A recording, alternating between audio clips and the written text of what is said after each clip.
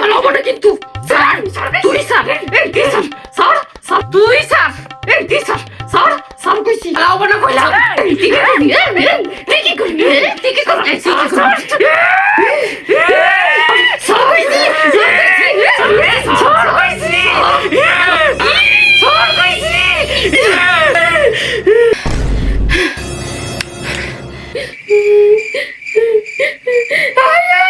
আমার চুলটা এনে তুলে দিছিস তুই।